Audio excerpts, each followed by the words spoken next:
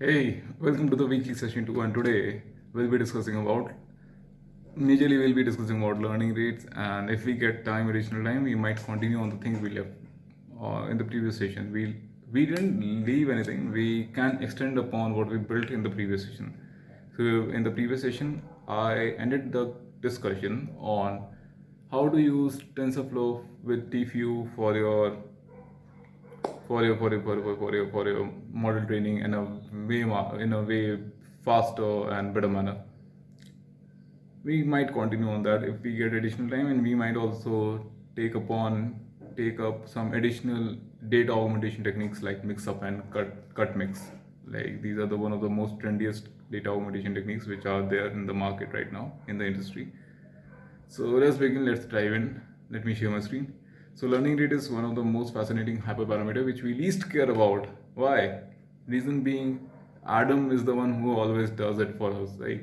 So we always remember Adam. So what do we do? Like model.compile and define the optimizer equal to tensorflow.keras.optimizers.adam, and that's it. And we assume that it would automatically do everything for us, but that shouldn't be the case. If you know the best learning rate, you would guarantee you will always avoid reaching the local optima, and you will always get the best possible model for your training. So how to do that? There were two papers. There was one paper in 2015 on cyclic learning rate, and there was another paper on one cycle policy. So let's talk about it. Let's discuss about it in greater depth. And yeah, let's begin. Let's begin. So let me share my screen. 3, 2, 1, and the screen is about to be shared. Right. So finding a good learning rate, one cycle policy. So this is it. So what does it talk about? Initially it talks about like if the alpha is too small, then the gradient descent will be extremely slow. If it is too large, it would jump out and would fail to converge or even diverge. So what should we do? We already know that the learning rate should be appropriate.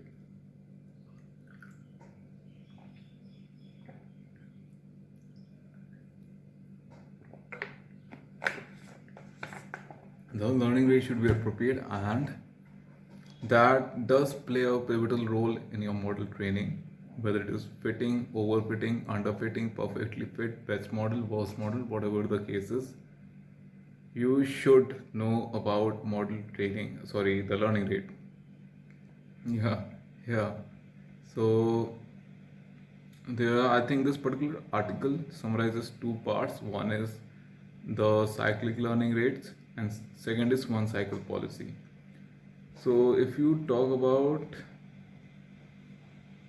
let's read this particular paper. This particular paper.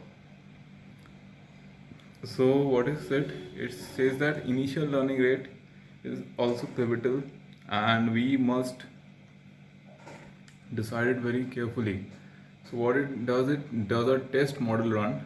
So it experiments with different model learning rate with a very small value, and it gradually increases the learning rate till the loss values explode. So initially with the increasing learning rate, there isn't a significant change in the losses. However, if the learning rate is huge, then the losses would explode. So I think this is the point where the learning rates start to explode, and as per the theory, it says that you go back one step and choose that as a starting point. The paper mentions the range test run for few epochs to find out good learning rate, and where we can train for some low learning rate and increase the learning rate after each mini batch till the loss values start to explode. Idea is to start with a small learning rate and increase the learning rate after each mini batch till the loss starts exploding. Once the loss start exploding, stop the range test run and plot the learning rate versus the loss plot. Choose the learning rate one order lower, right? Till here we have understood. Now it's the turn of cyclical learning rate. What is cyclical learning rate?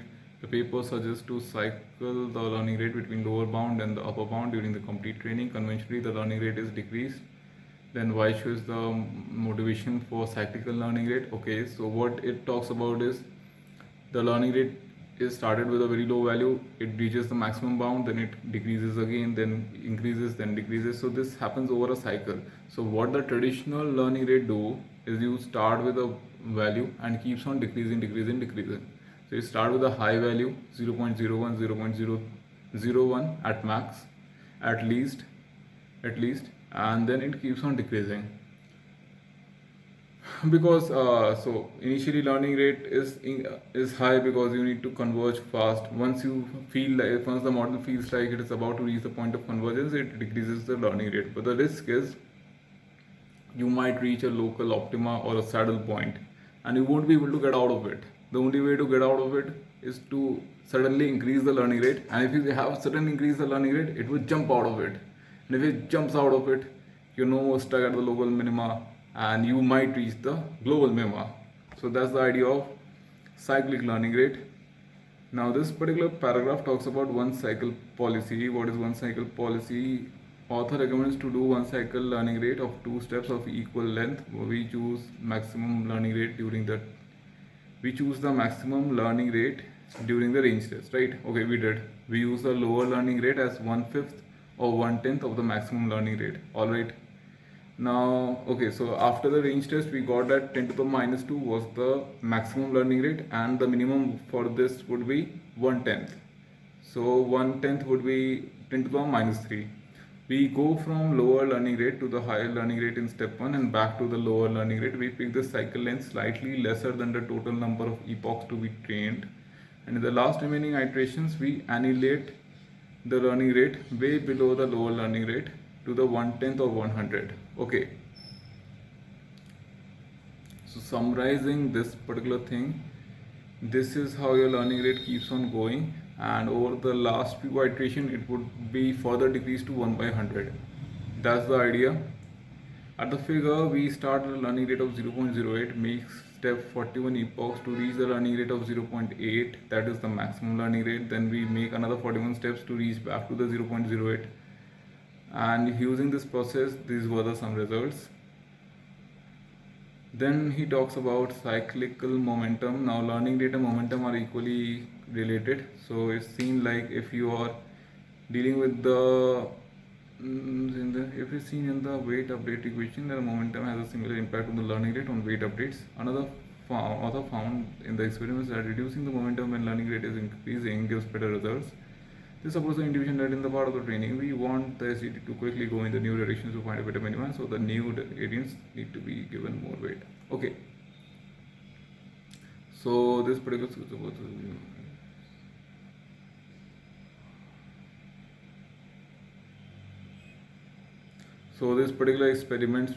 this is an experimental result. If you are increasing the learning rate, you would need to decrease the momentum for SGD. That is the experimental result. So in practice, we choose 2 values for momentum, and in one cycle we do 2-step cycle of momentum, where in one step we reduce the momentum from higher to lower. Okay, so learning rate is increasing from lower to higher, whereas momentum is decreasing from higher to lower. So this is going the other way around. Okay, and these are the results. The model achieved 91.54. Over here it achieved 91.3 in 95 epochs in 9310 iterations, while with one cycle and learning rates.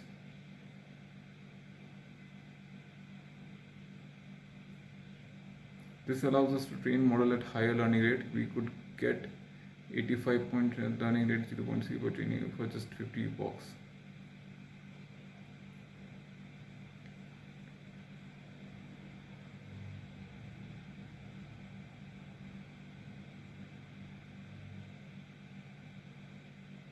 So there's, as per this particular article, and it is a summary of 2 papers, 2 important groundbreaking papers. They were the CLR paper and the one cycle policy paper. So these papers state that no matter what it is, you need to make a good selection between the CLR cyclic momentum combined run with the CLR and the cyclic momentum with the So cyclic learning rate with the cyclic momentum and the weight decay value, these things should be appropriate and taken correctly.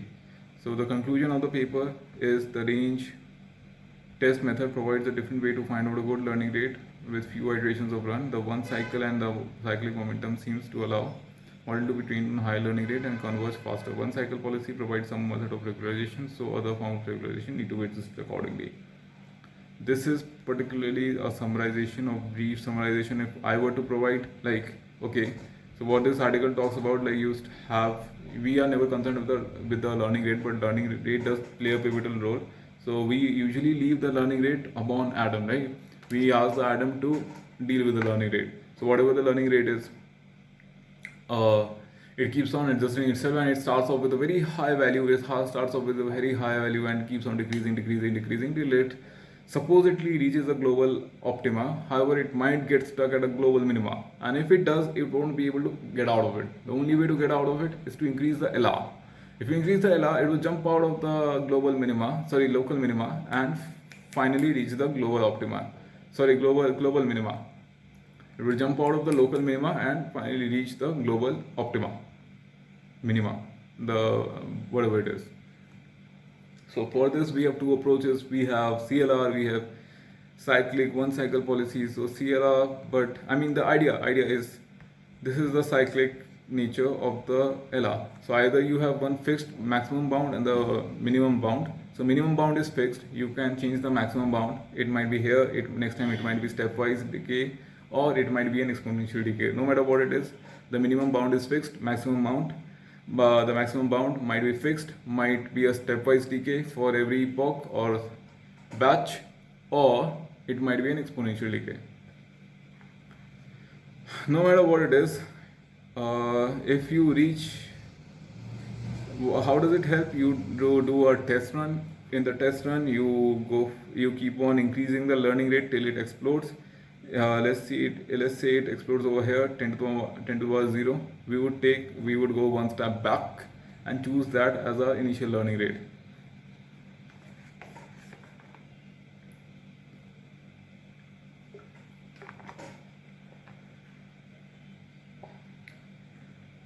Oh no, it explodes over here. It explodes over here, 10 to the power 1. So we would go one step back, that is 10 to the power 0. So somewhere around 1. So we can choose learning rate for this particular loss versus learning rate plot as 0.8. For this particular loss versus learning rate plot, we can choose, it is starting to explode over here, so we can choose 10 to the power minus 2. This particular part is clear. Then we have CLR policy, cyclic learning rates. Then we have one cycle policy. So one cycle policy is all about this paper, which talks about learning rate, batch size, momentum, and weight decay, all the hyperparameters, and how do you deal with them. So it talks about, like, author recommends to do one cycle of learning rate with 2 steps of equal length. Maximum learning rate can be found using the range test, and we use the minimum learning rate as a 1/10. Then we go from this to this, and we pick this cycle length slightly this. Okay. And for the last few iterations, we decrease the learning rate to 1/100th.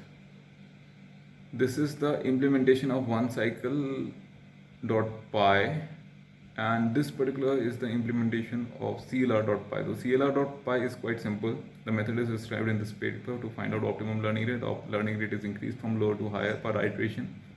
For some iteration till the loss starts exploding, we just learned it. The learning rate 1 power lower than the one where the max loss is minimum is chosen as the optimal learning rate for training. So you initialize with optimizer, being self-learning, base learning rate, maximum learning rate. Then you calculate for every iteration you choose, and you get the plots, and you choose, okay, what happens with one cycle.py, one cycle.py. In this paper, author suggests to do one cycle during the whole run. Okay, so during the whole run, we do one cycle. What is one cycle? Up and down of the learning rate, which is basically 2 steps of equal length. One is the increasing of learning rate, then is the decreasing of learning rate. The first step, you increase the learning rate from lower to higher, then you decrease it from higher to lower. This is cyclic learning rate policy. Suggest one addition to this: during the last 100 few iterations, you reduce to 1 by 100 or 1 by 1000. Also suggest reducing the momentum when learning rate is increasing. So we make the one cycle of momentum with learning rate and decrease the momentum when the learning rate is increasing. Alright, we learned about it. There's also this particular factor, use cosine in relation instead of linear to change learning rate and momentum. Initialize NB maxilla, momentum valves, percentage, division, cosine equal to false. So this is calculator part. If cosine is used, then call these two functions for finding the LR. If not, then the simple LR and momentum finder. So let us say LR is called, find the LR. So it would go for the iteration number, then with the corresponding iteration number it would find out the LR value, and it would calculate the momentum value for the particular iteration. If it is cosine, these two implementations would be called. Okay, so what I can get till now is, if it is the case of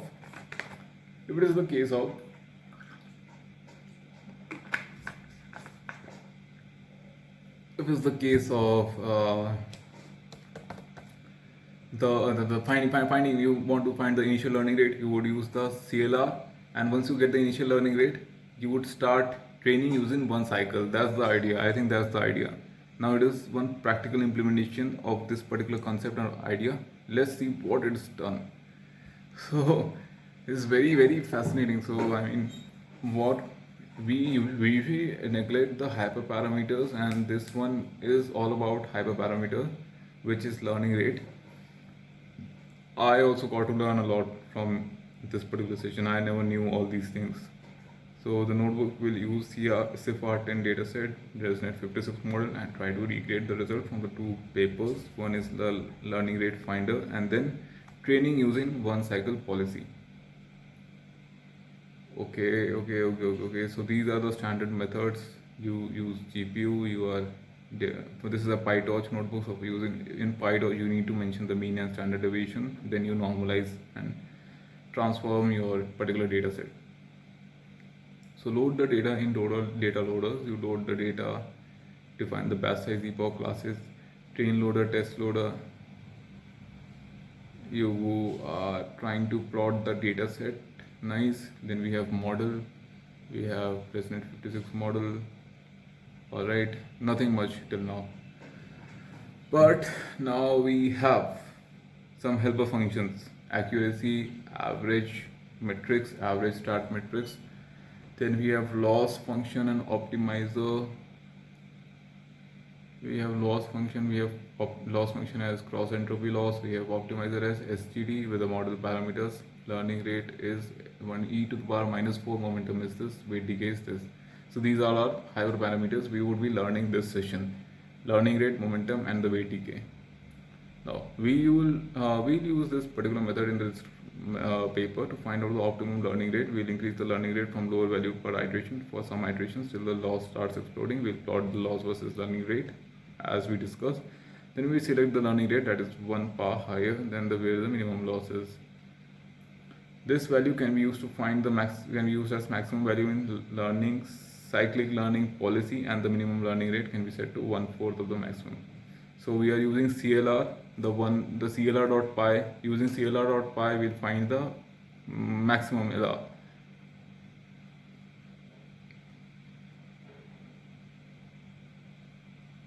These are the functions defined: update LR, update norm, and file name. We have checkpoint, save checkpoint. We have TQDM. We have running loss. Model is built for training method. This means the gradients can be updated, the gradients can be calculated, weights can be updated. You're training with the data set. You're training for the train loader. You're iterating the data set. You have obtained the input values and the target. You're trying to output the predictions. You calculate the loss values. You have calculated the loss values. Using the loss value, you have calculating the learning rate. If learning rate equal to -1, you break.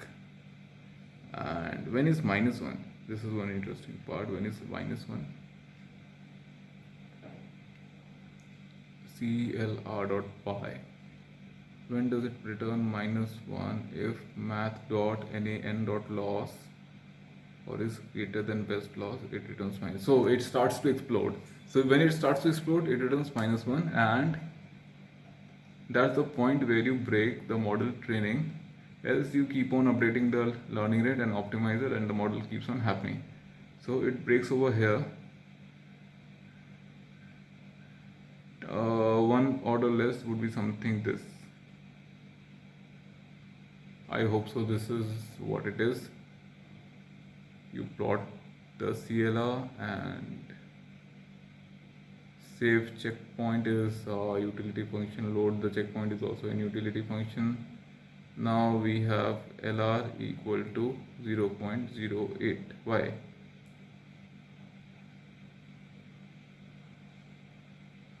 One cycle is defined like the training set 0.8. What is 0.8?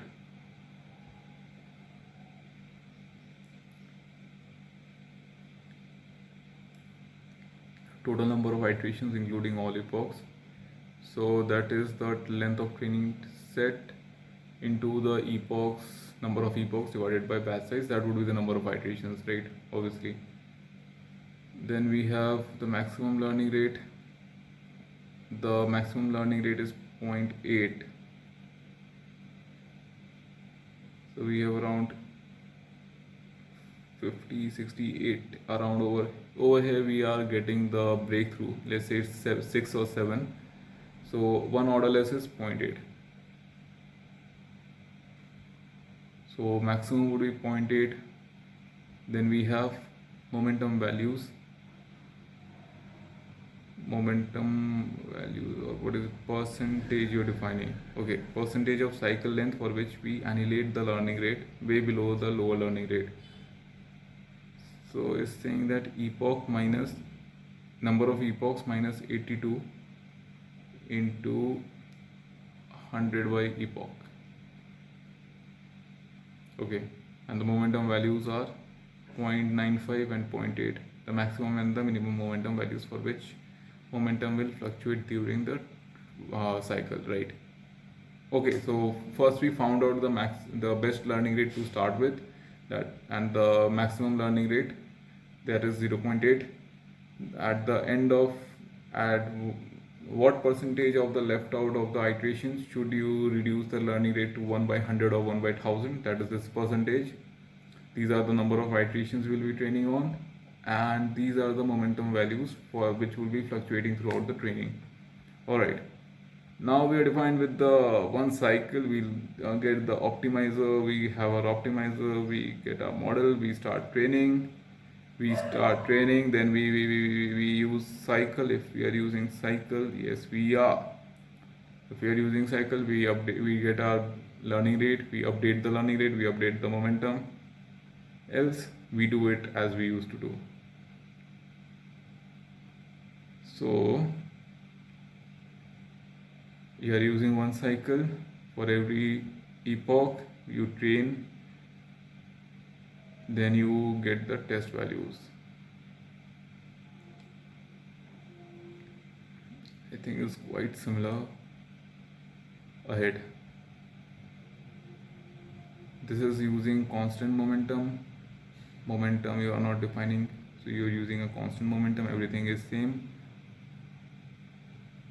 This particular section is about try with larger learning rates and smaller cycle. Now try with CLR 0.5 to 0.3 and we do 50 epoch.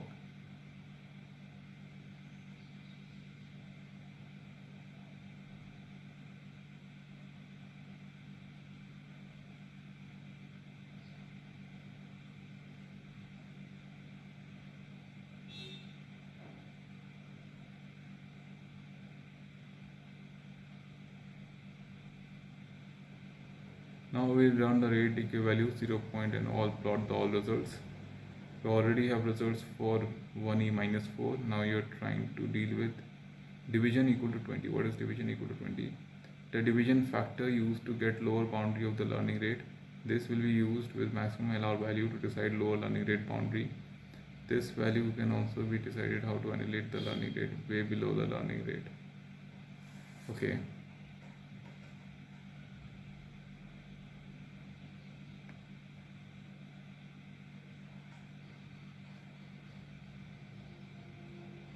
Oh, this is just experimentations happening for different values of weight decay. And so weight decay basically stays constant, right? So weight decay, I think weight decay stays constant, and you're experimenting which is the best part and which is getting the better results, and that's how you improvise. So your experimentation has reduced a lot because of a good choice of a learning rate, and with the good choice of learning rate, automatically momentum is getting adjusted, and all you need to experiment is slightly with the weight decay. So I think it does simplify your hyperparameter tuning as well as help you reach the optimum model you want to reach. Okay, nice. So we did a great job in the first 25-26 minutes. I think that was quite heavy. I would attach the relevant links in the description. Apart from this, we might discuss this custom training loop and cut mix. That would be the end of the session.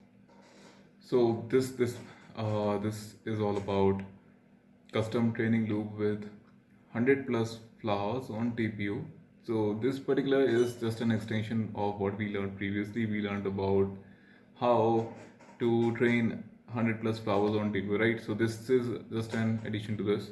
So there are three methods of training a loop or training a model on TPU. One is using Keras and model outfit, other is a training loop, and one is optimized for TPU. So we'll go through this. This would be quite heavy.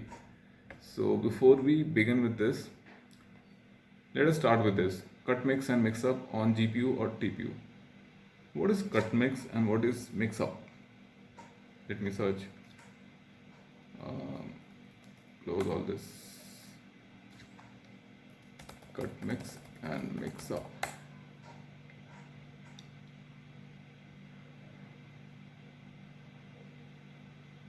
So I can understand, what I can understand is cut mix is you cut one part of an image and paste it on top of the other. That is, these are basically regularization strategies to train strong classifiers with localizable features. Alright, so cut mix is basically you have one image, you cut a part of another image and paste it on top of it. That is cut mix. And mix up is basically blending of two images. That is mix up. And cut out is you cut a part of an image. So that is what it is. That's my inference, and I think that is what it is. So you obtain a extremely weird set of images, and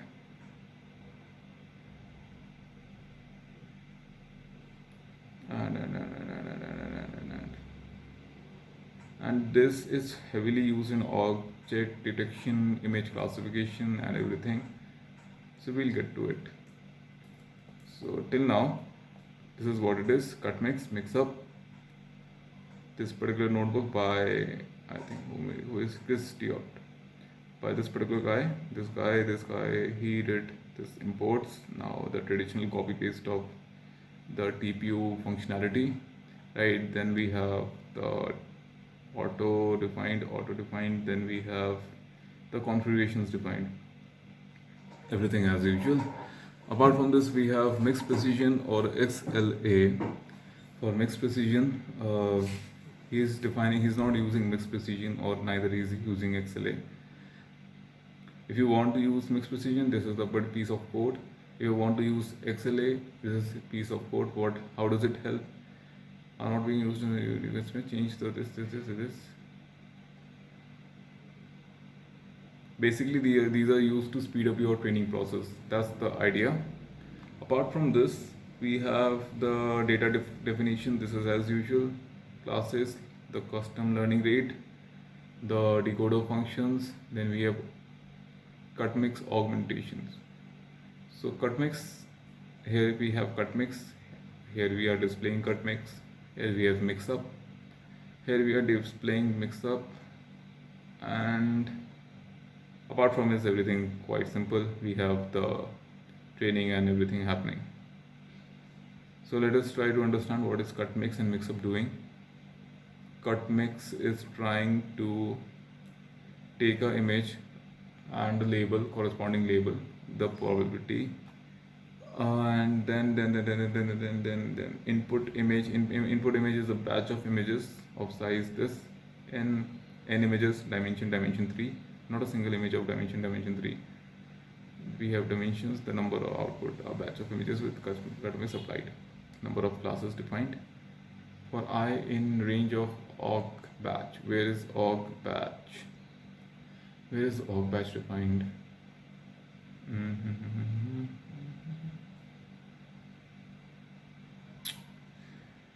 Where is awk batch defined? Let's find from here.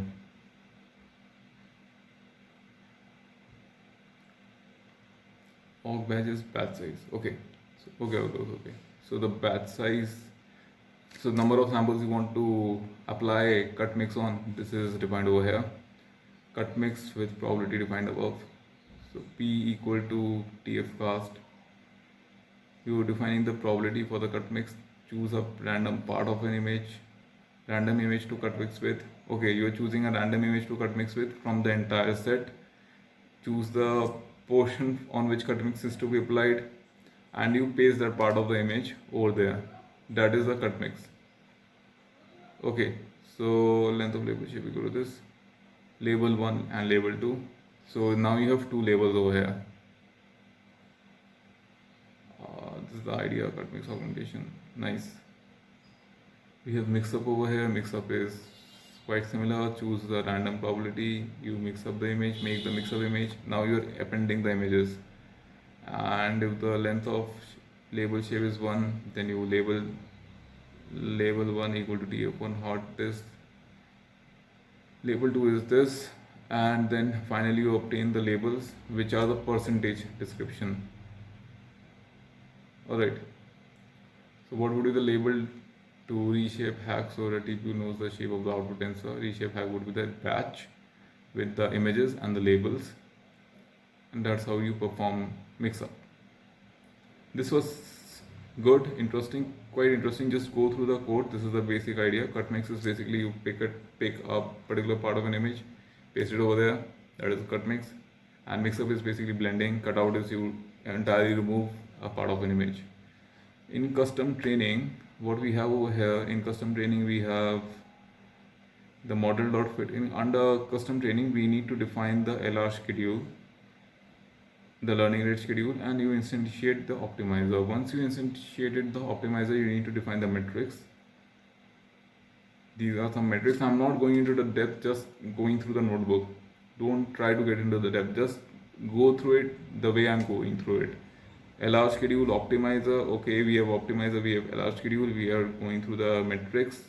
The accuracy, we are defined, these will store the metrics. The accuracy, training accuracy would be stored over here. The validation, the training accuracy would be stored over here. The validation accuracy would be stored over here. The training loss would be stored over here. The validation loss would be stored over here. The loss function is defined over here. Now we need to define the TF functions, the step functions. So for every training step, you declare the gradient tape. Don't bother if you don't understand, right? These will be covered in one or the other video of mine. So you define the gradient tape, calculate the probabilities. This is, I think, quite PyTorch, quite parallel with the PyTorch thing. So you define the gradient tape, activate the gradient tape. Under gradient tape, you would store the probabilities and the loss values. Gradients would be calculated by calling this tape.gradient, pass in the loss values and the model trainable variables, and optimizer would apply the gradients and update. Now you need to update the train accuracy, you need to update the train loss. So is the case with the validation thing. In the validation thing, you won't be doing this probabilities and loss. Sorry, you won't be doing this gradients and optimizer part. Simply you would calculate the probabilities and the loss. Obviously, there's a validation step.